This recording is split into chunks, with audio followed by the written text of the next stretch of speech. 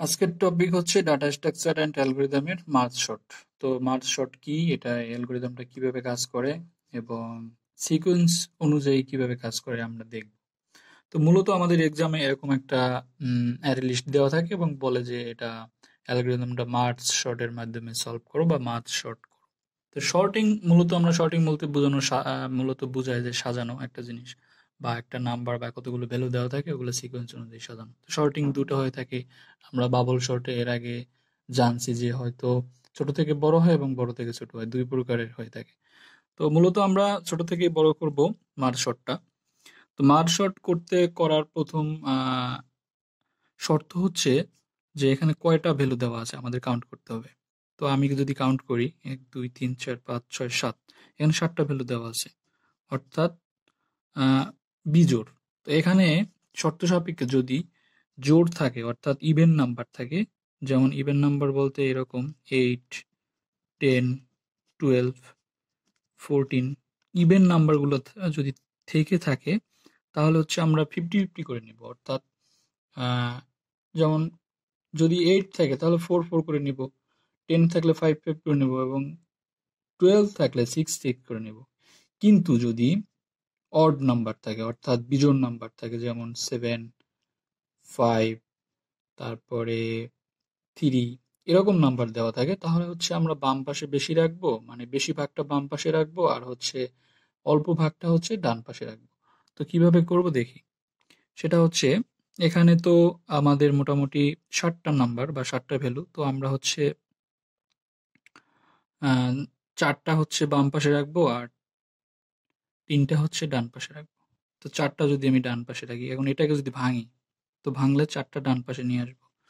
2, 4, 6, 9, আমি 4টা ডান পাশে নিয়ে আসলাম এবং 8, 7, 1, 3টা হচ্ছে বাম পাশে নিয়ে গেলাম।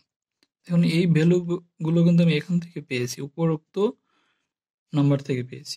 এরপরে আবার ভাঙবো, যেহেতু এখানে জোড় আছে, তো জোড় থাকা, তো আমরা 50-50 করে ভেঙে ফেলবো। 2, 4, আর এরপরেরটা হচ্ছে 6, 9।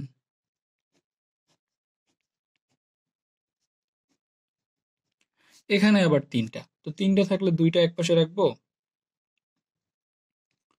8, 7, আর যেহেতু বাম পাশে আমাদের বেশি থাকবে আর ডান পাশে কম থাকবে, তো 1 হচ্ছে ডান পাশে থাকবে। এখন এখানে দুটো ভ্যালু আছে, এটাকে আবার আলাদা করে দিব। 2, এখানে 4, এখানে দুটো ভ্যালু আছে, আলাদা করে দিব। 6, সর্বপ্রথমে মানে সিঙ্গেললি পর্যন্ত ভাঙতে হবে।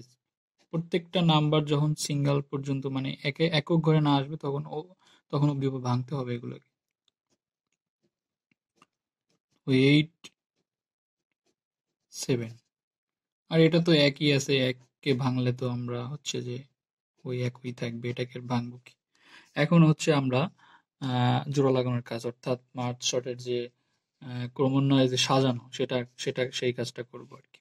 ক্রমান্বয়ে কিভাবে সাজাবো, এখানে হচ্ছে যে 2, 4 আছে, আমরা যদি এটাকে জোড়া লাগাই তাহলে হচ্ছে ক্রমানুসারে 2 এবং 4 আসবে।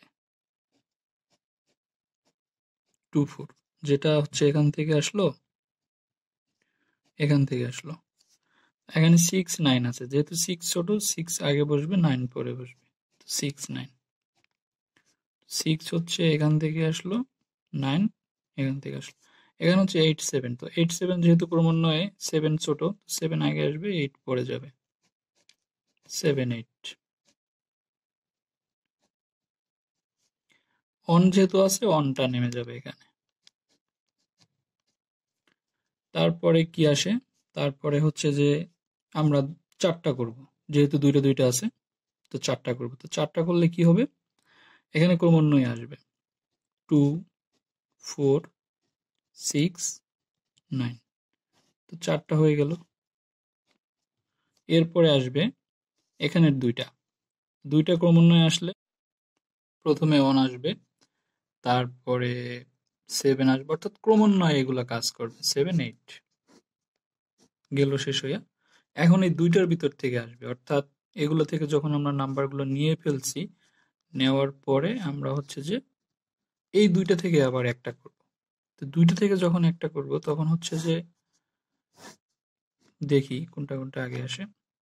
প্রথমে আসবে ক্রমান্বয়ে আসবে অন, অন নিলাম, তারপরে টু, টু নিলাম, তারপরে ফোর, ফোর নিলাম, তারপরে হচ্ছে সিক্স, সিক্স নিলাম, তারপরে সেভেন, তারপরে এইট।